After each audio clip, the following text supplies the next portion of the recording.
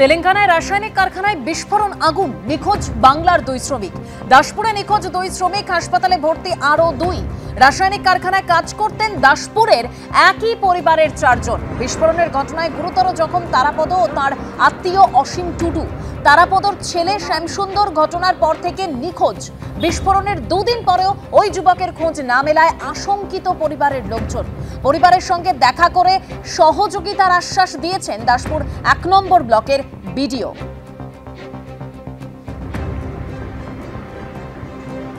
তেলেঙ্গানায় রাসায়নিক কারখানায় বিস্ফোরণ, আগুন, নিখোঁজ এবার বাংলার 2 শ্রমিক। দাসপুরের 2 শ্রমিক নিখোঁজ, হাসপাতালে ভর্তি রয়েছেন আরও 2 জন।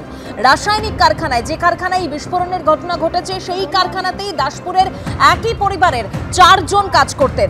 বিস্ফোরণের ঘটনায় গুরুতর জখম তারাপদ ও তার আত্মীয় অসীম টুডু।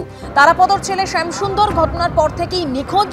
বিস্ফোরণের 2 দিন পরেও ওই যুবকের খোঁজ না মেলায় আশঙ্কিত পরিবারের লোকজন। তবে পরিবারের সঙ্গে দেখা করে সহযোগিতার আশ্বাস দিয়েছেন দাসপুর 1 নম্বর ব্লকের বিডিও।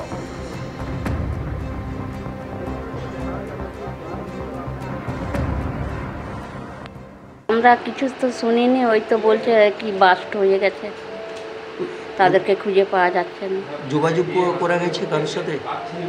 না, 7:30 অবধি কথা বলছিল ছেলে বৌমার সঙ্গে। আচ্ছা, এবার আমি তো বাড়িতে ছিলাম না। আপনার স্বামী কেমন আছে? আমার স্বামী এখন কেমন আছে কি করে বলবো বলুন দেখি। মানে ভর্তি আছে হসপিটালে? হ্যাঁ। আর ছেলে? ছেলেকে তো পাওয়া যাচ্ছে না, খোঁজ পাওয়া যাচ্ছে না। যোগাযোগ করছেন? যোগাযোগ হচ্ছে তো কই খবর কেউ দিতে পারছে না তো। খুব চিন্তার মধ্যে আছে। হ্যাঁ। এর সাথে শেষ কখন কথা হয়েছিল? 7:30 অবধি কথা বলেছি। হ্যাঁ, 7:30 কালকে? হ্যাঁ, সকালে। তারপরে আর কি খবর পেয়েছেন? তারপরে ওই তো বোমবাস্ট হয়েছে বলছে। হ্যাঁ, রাতেও ফোন করছি, ফোন রিং হচ্ছে, ধরেও না। ধরছে না? না, মানে এখনো পর্যন্ত কি কেমন আছে বা কি কোনো খবর পাচ্ছেন না? কোনো খবর পাইনি। আপনার শ্বশুর মশাইয়ের খোঁজ পাওয়া গেছে, হসপিটাল ভর্তি আছে নাকি? হসপিটালে ভর্তি আছে। কিভাবে জানলেন এগুলো? ওখানে একজন কাজ করে, মানে এইখান থেকেই গেছে, ওনার হাত দিয়ে খবর পেয়েছে। কসবায় আইন কলেজে গণধর্ষণের ঘটনায় আজ জরুরি বৈঠকে বসতে চলেছে রাজ্য বার কাউন্সিল। কাউন্সিলের চেয়ারম্যান অশোক দেব, আজ বিকেলেই এই বৈঠক হওয়ার কথা রয়েছে। আর কি তথ্য উঠে আসছে, আরো বিস্তারিত বিষয় আপনাদের সামনে রাখবো সরাসরি। আমাদের প্রতিনিধি পার্থপ্রতিম ঘোষ আমাদের সঙ্গে রয়েছেন। পার্থ,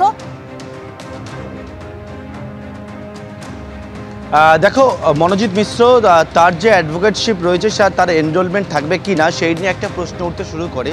কারণ এই মনোজিতের বিরুদ্ধে এইরকম একটা যে গুরুতর যে অভিযোগ এবং সেই অভিযোগ সামনে আসার পর এবং ইতিমধ্যে যেটা আমরা জানতে পারছি, আজকে রাজ্য বার কাউন্সিলের চেয়ারম্যান তিনি একটি এমার্জেন্সি মিটিং ডেকেছেন এবং জরুরি ভিত্তিতে এই যে বৈঠক রাজ্য বার কাউন্সিলের দপ্তরে আজকে বিকেল 4:30টার সময় ডাকা হয়েছে এবং সেখানে কয়েকটা বিষয়ের মধ্যে অত্যন্ত যেটা গুরুত্বপূর্ণ বিষয় সেটি হচ্ছে মনোজিৎ মিশ্রর অ্যাডভোকেটশিপের যে এনরোলমেন্ট সেটা থাকবে কিনা সেই নিয়ে কিন্তু আলোচনা হবে এবং সেখানে রাজ্য বার কাউন্সিলের যারা মেম্বার রয়েছে তারা সেখানে সেই বৈঠকে অংশ নেবেন বলে জানা যাচ্ছে এবং সেই বৈঠকে সিদ্ধান্ত হতে চলেছে বলে এখনও পর্যন্ত আমরা জানতে পারি।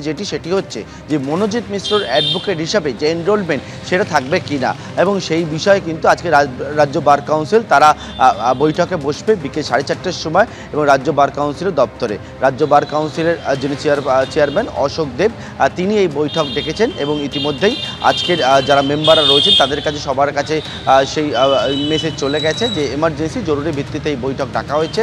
অর্থাৎ মনোজিৎ মিশ্রের বিরুদ্ধে যে ভুরি ভুরি অভিযোগগুলো এখন সামনে আসছে, এর আগেও অভিযোগগুলো সামনে আসলে যেগুলো এসেছিল তার পরবর্তীকালেও মনোজিতের দাপট এতটুকু না কমলেও এবারে যে অভিযোগ এসছে, বর্তমানে মনোজিৎ গ্রেপ্তার হয়েছে, তার পরিপ্রেক্ষিতে রাজ্য বার কাউন্সিল কিন্তু আজকে সিদ্ধান্ত নেবে যে মনোজিৎ মিশ্রর অ্যাডভোকেটশিপ হিসাবে যে এনরোলমেন্ট সেটা থাকবে কি থাকবে না, আজকে সেই বৈঠকে সিদ্ধান্ত হবে, তেমনটাই আমরা জানতে পেরেছি। দেবস্মিতা, ধন্যবাদ পার্থ।